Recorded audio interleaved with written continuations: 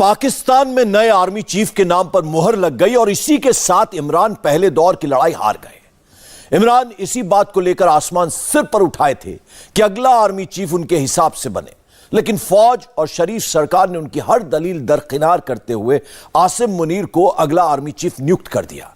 इससे पहले मौजूदा आर्मी चीफ बाजवा ने इमरान खान को सीधे सीधे हिदायत दी है कि वह हद में रहे, क्योंकि फौज के सब्र की भी एक सीमा है। यानी इमरान खान की सियासत के लिए अब रोड़े ही रोड़े हैं। ना उनकी गालियां काम आई, ना यू टर्न। इसके बावजूद वो 26 नवंबर को फौजी हेडक्वार्टर रावलपिंडी में शक्ति प्रदर्शन करेंगे। माना जा रहा है कि यह एक नए टकराव की शुरुआत होगी। ये रिपोर्ट देखिए।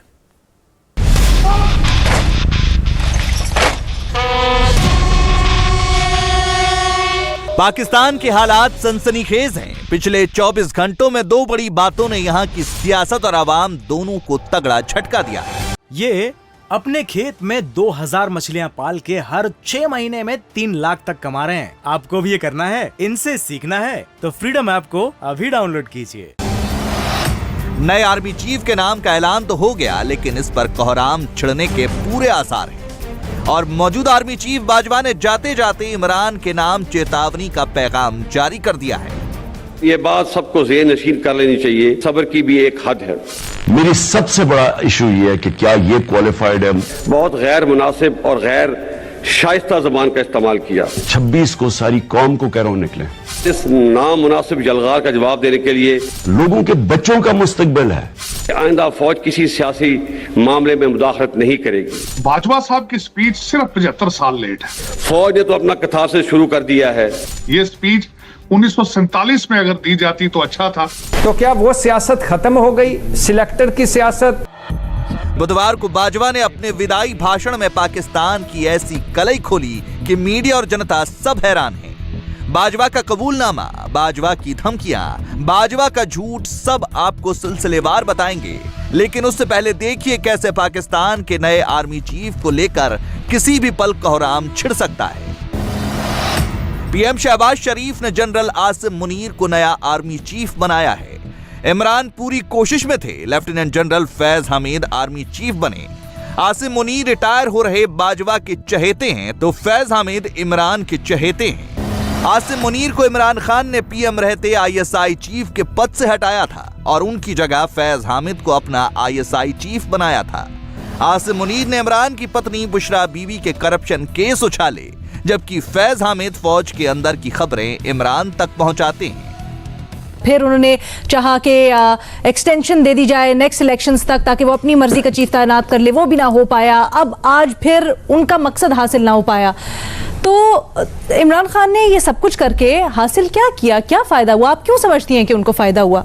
इलेक्शन में उनकी जो मकबूलियत है, जो पॉपुलैरिटी है, उसमें इजाफा हुआ है। ये एक हकीकत है, हमें अच्छा लगे या बुरा लगे, ये एक हकीकत है। और अभी तक जितने भी बाई इलेक्शंस हुए हैं उसमें उनकी, वो अकेले 8 सीटों से लड़े और वो 8 सीट जीत गए, 7 सीट जीत गए अपने। तो अभी तक इलेक्टोरली उनको कोई नुकसान नहीं हुआ। इमरान खान साहब ने पहले अमेरिका के साथ अपनी लड़ाई बंद की है। आज के बाद ये भी तासुर पैदा होगा कि अब वो फौज के साथ भी लड़ाई नहीं करना चाहते और वो अब एक नए दौर का आगाज करना चाहते हैं। लेकिन फोकस उनका अब होगा सिर्फ आपके साथ लड़ाई, यानी कि फेडरल गवर्नमेंट के साथ लड़ाई। 26 नवंबर को इमरान खान साहब ने रावलपिंडी आना है, लेकिन आप बड़े शोर थे क्योंकि आसिम मुनीर साहब की रिटायरमेंट की डेट थी, वो 27 नवंबर थी।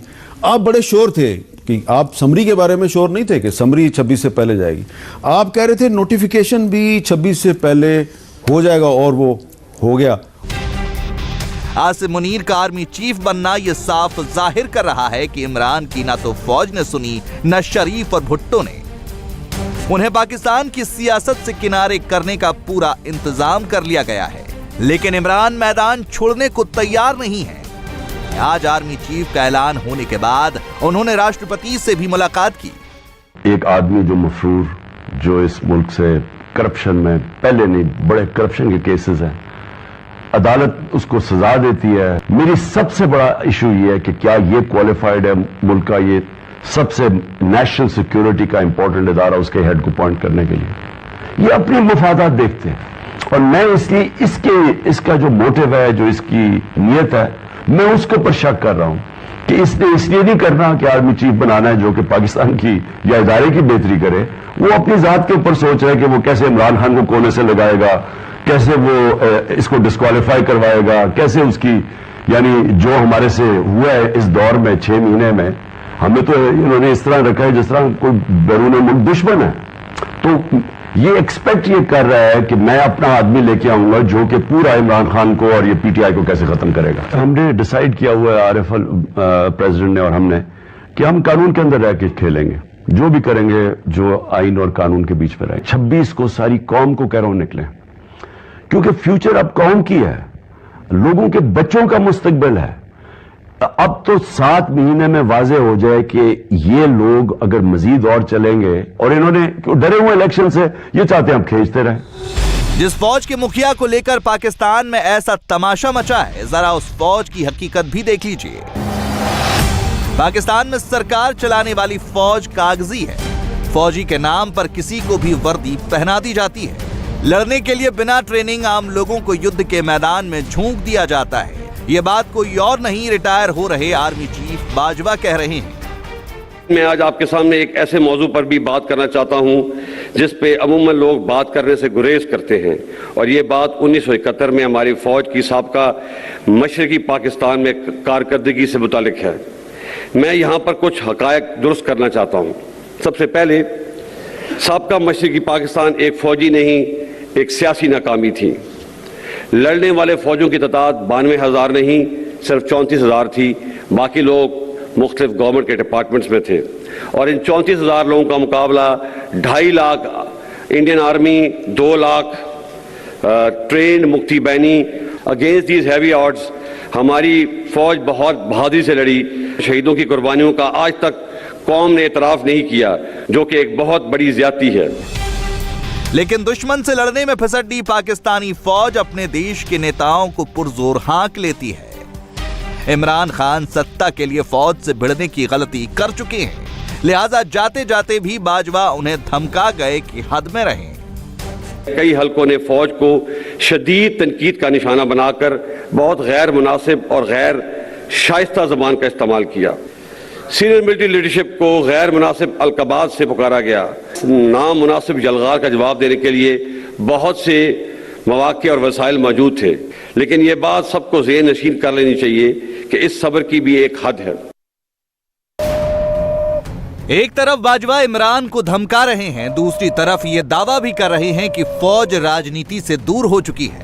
अपने विदाई भाषण में बाजवा वो सच भी कबूल गए जो दुनिया पहले से जानती थी, वो ये कि पाकिस्तान में सरकार किसी भी पार्टी की हो, बनाना और बिगाड़ना फौज के हाथों में है।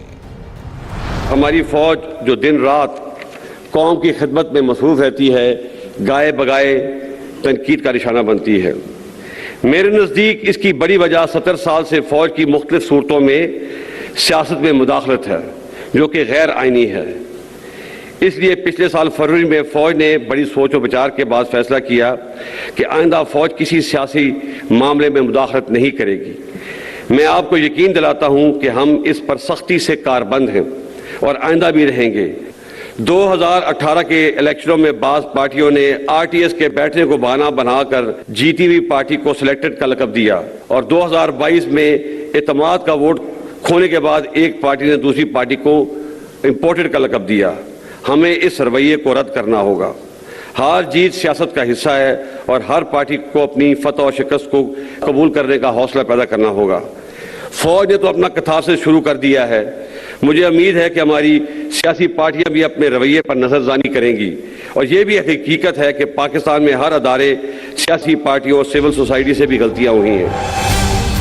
70 सालों से जिस मुल्क को फौजी डंडे की आदत पड़ी हो, जिसके नेता फौज की बैसाखी पकड़कर कुर्सी तक पहुंचते हों, जहां चुनी हुई सरकारें फौज के इशारे पर एक झटके में जमींदोज हो जाएं, उस मुल्क में फौज एकदम से अपने हाथ पैर समेट लेगी, ये सुनकर पाकिस्तान में खुशी की बजाय हाय हाय की लहर उठने लगी है। जहां पे सियासतदान लड़ रहे हैं, फौज माफिया मांग रही है, इंडिया धमकियां दे रहा है। How do you see the situation sir? Bajwa साहब की स्पीच सिर्फ 75 साल लेट है। ये स्पीच 1947 में अगर दी जाती तो अच्छा था कि एक नया स्टार्ट हो रहा था, मुल्क नए सिरे से बनता। अब ये आप बाजवा साहब, आपका इंस्टीट्यूशन जो है वो बजाय अब सियासी पार्टियों को कहें अपना कथारसिस शुरू करें, आप अपने बॉर्डर की तरफ देखें। आपके पड़ोस ने कहा है कि आप मिनटों की मार हैं। सिर्फ उन्होंने ये कहा है कि पिछले साल फरवरी से इस अदारे ने कहा है हमने सियासत में नहीं रहना, लेकिन फरवरी तक मुल्क खत्म हो चुका है ऑलमोस्ट। फाइनेंशियल, डिफेंस, मोरालिटी, हर चीज खत्म हो चुकी है बाजवा साहब। और इसके जिम्मेदार जो है वो आपने खुद ही बता दिए कि आप जिम्मेदार हैं इस चीज। आप मुझे ये बताएं, आप किस तरह अपने आप को जुदा कर सकते हैं, क्योंकि हर डिपार्टमेंट के अंदर आपका रिटायर्ड ब्रिगेडियर जनरल बैठा होता है। इस वक्त अगर देखा जाए, ना पाकिस्तान इस चीज को अफोर्ड कर सकता है, ना सियासतदानों को पता है कि हमने कहां जाना है। तो आज किस तरह बच्चों को छोड़ के जा रहे हैं? आप अबैंडन करना चाहते हैं? सरहदों के ऊपर इस वक्त आवाज आ रही है कि we are ready to take the Pakistan occupied Kashmir. और ये दूसरी स्टेटमेंट है। पहले उनके डिफेंस मिनिस्टर साहब पहले ही पिछले 2 हफ्ते पहले स्टेटमेंट दे चुके थे। बाजवा साहब इन स्टेटमेंटों का भी जवाब दे देते उसी स्पीच के अंदर। बाजवा के मुताबिक फौज ने फरवरी 2021 में खुद को सियासत से अलग कर लिया, जबकि इमरान सरकार अप्रैल 2022 में गिरी। माना यही जाता है कि फौज के इशारे पर इमरान की कुर्सी छिनी। इसी साल अक्टूबर में फौज और आईएसआई ने इमरान के खिलाफ प्रेस कॉन्फ्रेंस की। लिहाजा पूरा पाकिस्तान इसी कंफ्यूजन में है कि अगर यह सियासत से दूर होना कहलाता है तो फिर फौज पहले क्या करती रही होगी। उनकी जो तकरीर थी, उनका जो खिताब था, उसका एक बड़ा पोर्शन पॉलिटिकल सिनारियो के ऊपर था और सियासी मामलात के ऊपर उन्होंने बड़ी खुल के बात की। और उनके अपने अल्फाज में उन्होंने कहा कि वो और फौज कथारसिस कर रहे हैं। माजी की गलतियों का उन्होंने एतराफ़ किया। तो क्या वो सियासत खत्म हो गई? सिलेक्टर की सियासत, इनको सिलेक्ट करवाया गया, फलां किया गया, फलां किया गया। हम इस साजिश पे हम कितनी दफ़ा और बात करेंगे? आज सबसे बड़ी बात ये थी, सबसे बड़ा सवाल इमरान खान को कोसना नहीं था। सबसे बड़ा सवाल ये है कि क्या हम अच्छी तरीके से इस आगे बढ़ पाएंगे। 2021 से पहले जो सारे का सारा खाता था, ये अपने खेत में 2000 मछलियां पाल के हर 6 महीने में 3 लाख तक कमा रहे हैं। आपको भी ये करना है, इनसे सीखना है तो फ्रीडम ऐप को अभी डाउनलोड कीजिए। वो किस तरह से, क्योंकि उसके ऊपर मौजूद है बहुत रिजर्वेशंस, उसको किस तरह से अजाला किया जाए, उससे आगे किस तरह से बढ़ा जाए, क्या ये मुमकिन भी है? जिनकी ओवरऑल हमने देखा है कि एक पूरे हिस्ट्री है सियासी मुदाखलत की, उस चीज को उन्होंने खुद आज गैर आईनी करार दिया है एक उनके सरबराह ने, जो आउटगोइंग सरबराह है। तो ये बहुत अहम चीज है। और ये पहले भी डीजी ISI और पहले ये बात कर चुके हैं कि इस तरह की जो गैर आईनी डिमांड्स PTI की तरफ से भी आई हैं, वो उसके ऊपर भी इस चीज पे कह चुके हैं कि हमने उनको एंटरटेन नहीं किया। तो फिर सवाल ये होता है कि 2021 से पहले और कौन सा सियासी किरदार था जिसके हवाले से बात की जा रही है कि वो सियासी किरदार अब खत्म हो गया है? एक तो हमें पता है ना कि इमरान खान जब से आए, कंफ्यूजन तो और बढ़ती है। फौज की सच्चाई जो भी हो, इमरान खान को पड़े झन्नाटेदार तमाचे से उनके सियासी दुश्मन बहुत खुश हैं। पाकिस्तान भले ही दिवालिया होने की कगार पर हो, लेकिन इससे बेखबर नेता इमरान की विदाई का जश्न मनाने में जुटे हैं। इंडिया टीवी हर वक्त हर जगह डाउनलोड करने के लिए सर्च करें India TV news Google play store या ऐप स्टोर पर।